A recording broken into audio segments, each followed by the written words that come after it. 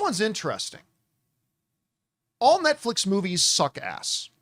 Every once in a while, there are some very rare exceptions that come along that are actually really quite good. It's a great way to open.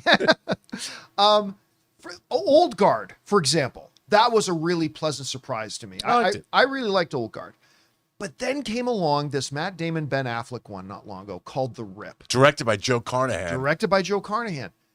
That was really enjoyable. Really, really good movie. I had a great time. Should have been theatrical. 100% should have been theatrical. By the way, maybe under the new Netflix, we're going to start seeing more and more becoming theatrical. Yeah. We'll talk about that more later in the week. But interesting thing just happened. You see, at the beginning of the movie, a little thing comes on screen that says inspired by true events. Not based on true events, not a true story, just said inspired by true events of a true crime that happened once. Well, now, 2 police officers who were involved in the case that inspired the movie are suing Ben Affleck and Matt Damon in their studio, saying that it has caused them personal harm. This is what they've written over at Variety. Now, this is interesting. It says this: 2 law enforcement officers in the Miami-Dade Sheriff's Office, which I believe that was Dexter's police department, was it not? Jason Smith and Jonathan Santana have filed lawsuit against Ben Affleck and Matt Damon's production company, Artist Equity, over The Rip, the Netflix crime drama directed by Joe Carnahan that launched on the streamer in January. As reported by Entertainment Weekly, Smith and Santana alleged that the characters played by Ben Affleck and Damon in the movie have caused them, quote unquote, substantial harm to their personal and professional reputations because the movie and its advertisements imply misconduct, poor judgment, and unethical behavior in connection with real law enforcement operations.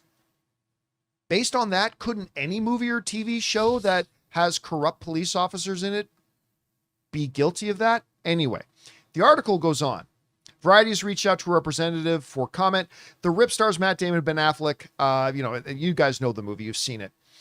Smith and Santana's lawsuit claims a real-life case from June of 2016, which they seized more than $21 million, was the inspiration for the movie, which opens with the text that says, inspired by true events. Smith and Santana are not named in the movie. The lawsuit says the film's use of unique, non-generic details and the June 29th, 2016 investigation, combined with its Miami-Dade setting and portrayal of narcotics team, creates a reasonable inference that the officers depicted are the plaintiffs. All right. Here's why this is interesting to me. And Rob and I were talking about this a bit before we started the show today. You know, any criminal trial, barring ones that are sealed by a judge's order, even like small claims court, lawsuits, whatever, it's all public record. It's all public record. And you are allowed to make movies inspired by true events. And as long as you do not specifically portray people from those events, you keep it fictional, you're completely allowed to do that. So it's interesting that they take inspiration from a real life crime that happened. They made a movie kind of using that as its framework, but obviously fictionalized it. Did not portray the individual police officers involved. Did not name them, did not make them look like them, nothing like that. But now these 2 officers are suing, saying it's causing them reputational damage, when the movie never said this was them. They never said this is a true story. They never said any of that. And because of the way the law works around that and what you need to get permission for, and specifically what you don't. You know, we talked the other week about the woman suing James Cameron about it. Well, you are not allowed to take somebody's likeness and use it without their permission or compensation. In this, you are allowed to do what they did. So I am curious about what lawyer thought they could take this and sue them, unless there are very material things here that we're not aware of. There might be some factors involved here that we as the general public simply aren't aware of yet, and maybe that'll change things. So what I told Rob this morning, and I might be right and I might be wrong, is that here's what I think is going to happen. At some point in the near future, Damon, Affleck, and their studio are going to submit a motion to dismiss.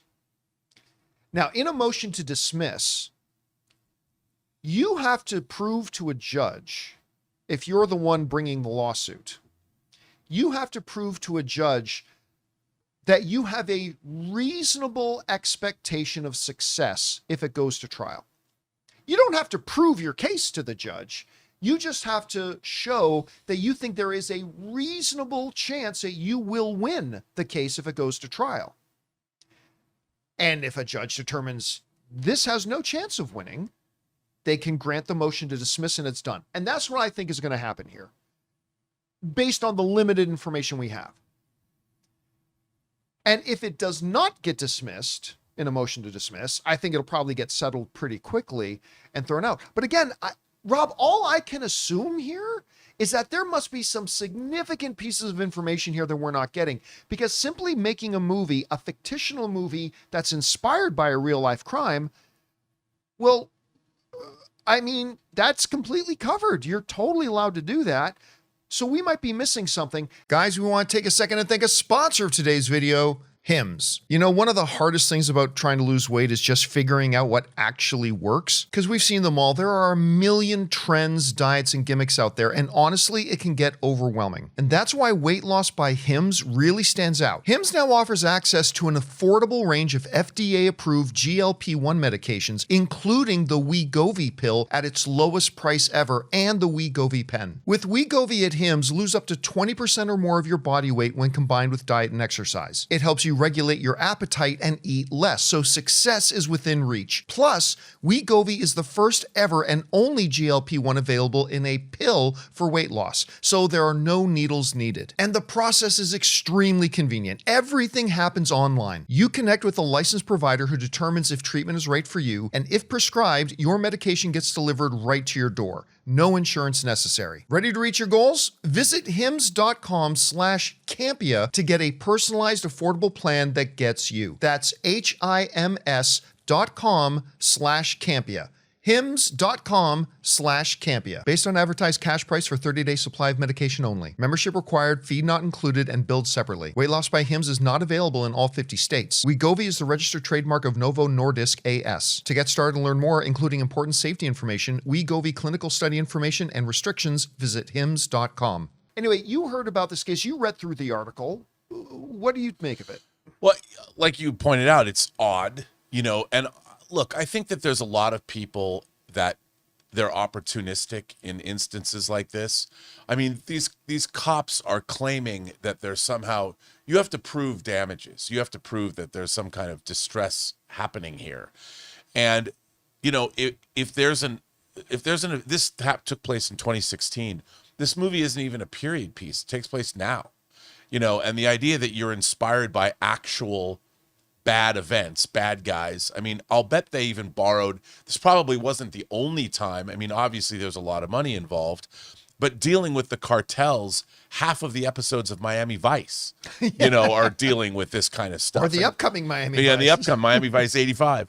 You know, and I think it's, unless there's something personal, unless maybe they revealed something about these guys that was an actual detail that they used that could only be pointed back to one of their personal lives. I 100% agree. You know, like, if there's something material like that that we are simply not aware of yet. Yeah, and like maybe there's a tick or some kind of something that one of the cops said, like a catchphrase, or the way they acted, or the way they, and they thought, oh, that was interesting, and they incorporated it into the characters. But here's another thing. The real question is, does anybody who watched this movie, do they believe that the two cops that are now suing Artists Equity, does anyone believe that this movie's about those two guys? I never even pondered the possibility of it until this came up. Right, and so that's the real question.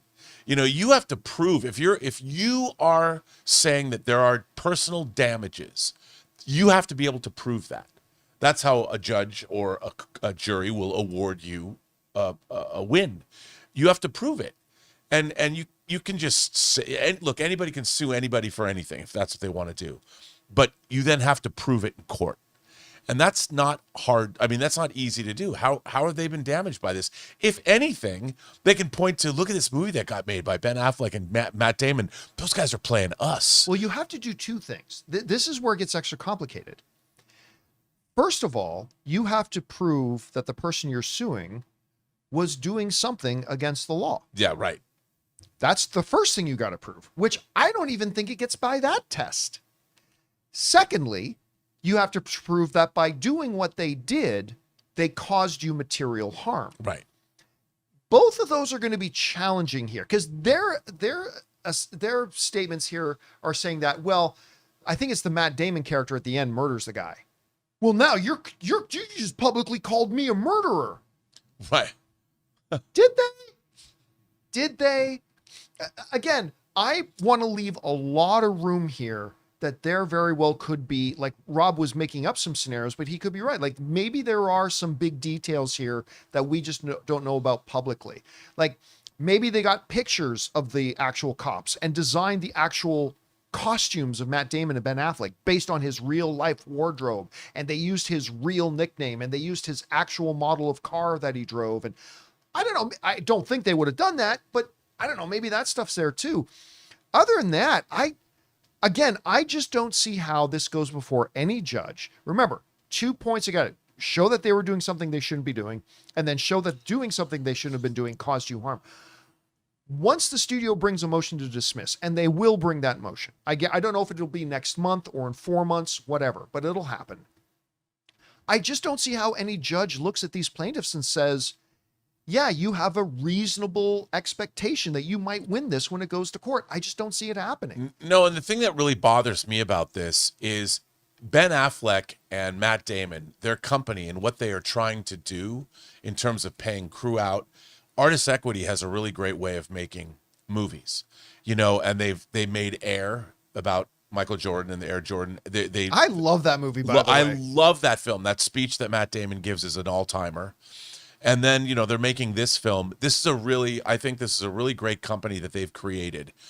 And they're going to be forced. I mean, when somebody sues you, you have to lawyer up. If you don't respond and they win, you would get a judgment that you're going to have to pay. So I've been involved in lawsuits, and you end up spending tens of thousands of dollars that you have to come up with. And it costs money for people that I see this lawsuit. If it has no merit, there's still tens of thousands of dollars that are going to be needlessly spent, and you're never going to recoup that money. That money could be used in better places. And that's what I object to with things like this, unless there is something we don't know about, that there is a legitimate concern here, which there could very well be that we don't know. So again, leaving room for what Rob just said, that there could be some significantly material things here that we are not aware of that might completely change our perspectives if we knew it. Barring that, this one seems pretty weird to me. I don't know. Anyway, guys, question is for you. What do you think about this? Whatever your thoughts are, jump down to the comment section below and let us know your thoughts. Hey guys, thanks so much for watching this video. Make sure you like the video, leave a comment, and subscribe to our channel. And don't forget, we have a daily podcast called the John Campea Show Podcast, available on Apple Podcasts, Spotify, or your favorite podcasting app of choice. Go and subscribe to it today so it'll be there when you need it.